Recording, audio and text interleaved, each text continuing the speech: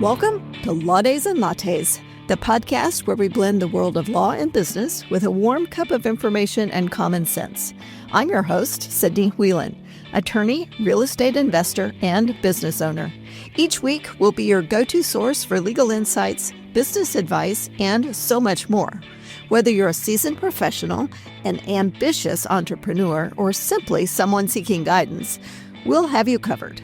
From navigating the legal landscape to empowering you with valuable business strategies, we'll explore the legal side of life and enjoy a virtual latte along the way. So, grab your favorite latte, get comfortable, and let's dive in to Lattes and Lattes.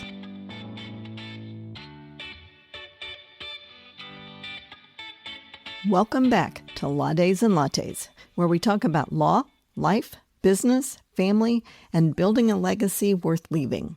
I'm your host, Sidney Whelan, founder of the Whelan Law Firm, serving North Central Missouri businesses and families in 3 convenient locations: Moberly, Carrollton, and Paris.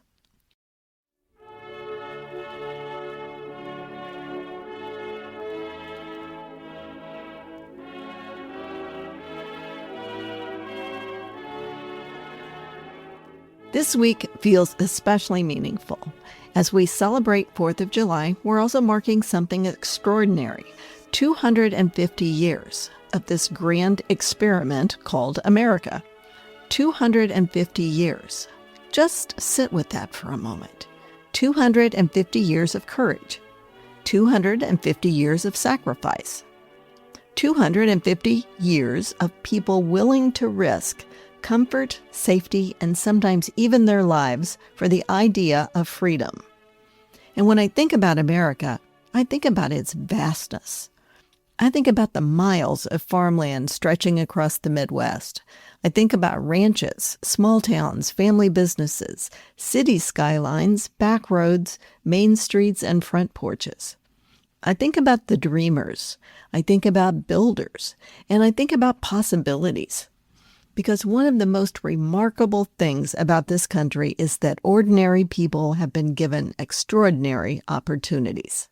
Opportunities to own land, to start businesses, opportunities to create wealth, to serve, to build something that outlives them. That kind of opportunity is rare in human history, and I don't believe we should ever take it for granted. But today, I want to talk about something deeper than freedom. I want to talk about what freedom requires. Because while I believe freedom is a tremendous gift, freedom is also a responsibility. That may be the part we don't talk about enough. We celebrate freedom, and we should. We wave flags, watch fireworks, and gather with the family, and I love all of that. But freedom was never meant to produce comfort alone. Freedom was meant to produce contribution. Freedom gives us choices.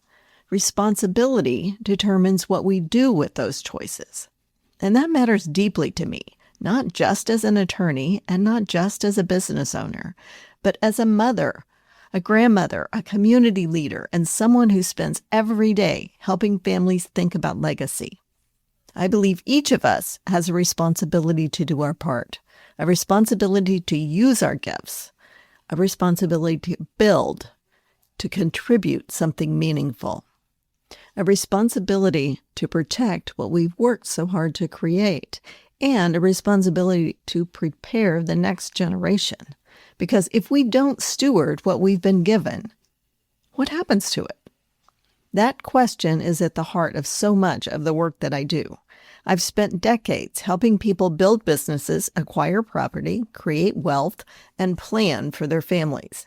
And I've seen something over and over and over again. Most people focus on building. Far fewer focus on protecting. And even fewer than that think intentionally about passing things on. That is exactly why I teach what I call the Build It, Protect It, and Pass It On framework. It's simple, but it's powerful. And honestly, I believe it applies to nearly every family in America. So let's talk about it. First, build it. What are you building? That question sounds simple, but it's profound. Are you building a business? A career? A farm? Investment assets? A family culture? A reputation? A community? What are you building? Don't get me wrong, we are all building something. But are we intentionally building something worth passing on? That kind of building requires vision. It requires discipline and grit. And let's be honest, building is hard. It takes sacrifice and long days. It takes some risk. Most people who build something meaningful know exactly what sacrifice feels like. I certainly do. Building doesn't happen accidentally. It happens through intentional effort repeated over the years. And I believe building something meaningful is deeply honorable. In many ways, building is patriotic. Every honest business that serves customers, every family farm preserved, every employer who creates jobs, every entrepreneur who solves problems, and every parent who raises responsible children. That strengthens the fabric of this country. So yes, build boldly, and use your gifts. Don't shrink. Don't waste what God entrusted to you. But don't stop there, because then comes the second part. Protect it. This is where my attorney brain comes alive, because I have watched far too many families spend 30 or 40 years building wealth, only to lose part of it because they failed to protect it.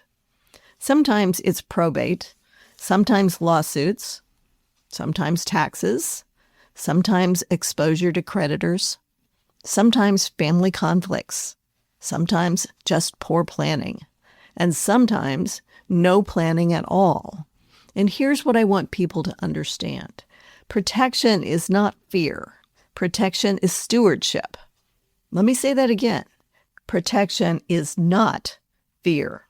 Protection is stewardship. Protecting what you built means acknowledging that what you've created has value, and valuable things deserve protection. That might mean trusts. That might mean proper titling of your assets. That might mean creating LLCs for your business. That might mean having adequate insurance. That might mean buy-sell agreements or succession planning for your businesses. It means asking the hard questions now instead of leaving chaos for later. And I'll say something I often tell my clients. Law becomes love in action when it creates clarity for the ones that you love. Estate planning is not just paperwork. It's care. It's leadership. It's taking responsibility. It's one of the clearest ways to say to your family, I loved you enough to prepare. And then we come to the third part, the part that matters most, passing it on. This is where legacy becomes real, because passing things on is about much more than money. Yes, wealth matters. Assets matter. Property matters. Businesses matter. But if all you pass on is money, you've not passed on a legacy. Because legacy includes values and wisdom. It includes stories. Legacy includes work ethic and character, and it includes stewardship.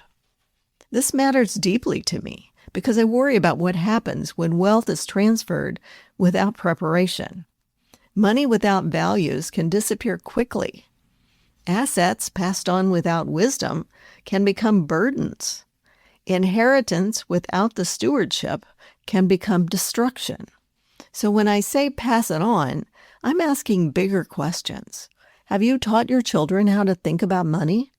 Have you taught them discipline? How about gratitude? Have you taught them responsibility? Have you modeled integrity? Have you shown them what work looks like? Because the greatest inheritance may not be financial at all. It may be the mindset you leave behind. And that brings me to something personal. At this stage of life, I think differently about success than I did at 35. I still love building. I still have vision. I still have goals. And I'm still building. I'm building my law practice. I'm building educational platforms. I'm building opportunities for women to become financially fearless. And I'm building spaces for conversations about wealth, law, leadership, and legacy. But something has shifted. I'm no longer building only for income. I'm building for impact, for stewardship, and for legacy. I think more now about what remains after me, what systems remain, what wisdom remains, what values have I passed on, what opportunities remain for the people I love. And I think that is where the maturity changes us. Eventually, success stops being only about what we accumulate. It starts becoming about what we preserve and what we transfer. And that's why I teach this framework so passionately, because I want families to stop thinking only about earning money. I want them thinking about stewardship, especially women and business owners, especially landowners and first-generation wealth builders. Because if you are the one changing your family tree, if you are the only one building something bigger than what came before, you carry tremendous opportunity and tremendous responsibility. So as we celebrate 250 years of American freedom, I want to leave you with 3 questions. Question number 1, what are you building? Question number 2, have you protected it?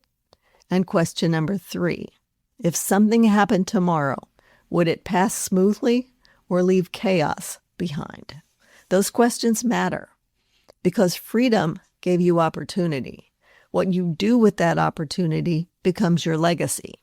So as you celebrate this 4th of July, enjoy the fireworks and the cookouts. Enjoy your families.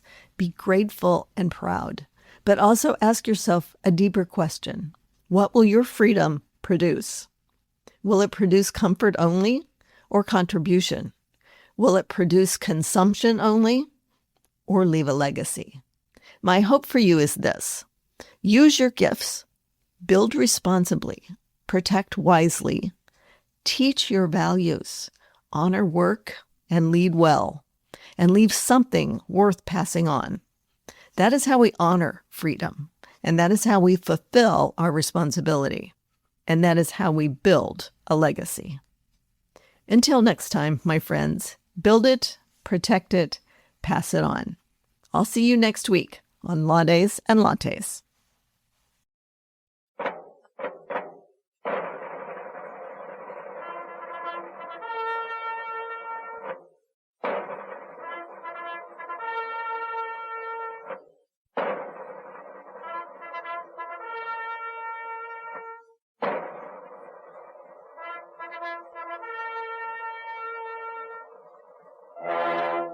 This podcast episode contains general information for discussion purposes only. Each case is different and must be judged on its own merits. Missouri rules generally prohibit lawyers from advertising that they specialize in particular areas of the law. This show should not be construed to suggest such specialization. Nothing on this show should be taken as legal advice for any individual case or situation.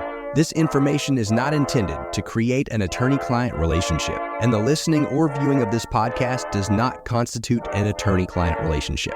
The choice of a lawyer is an important decision and should not be based solely upon advertisements.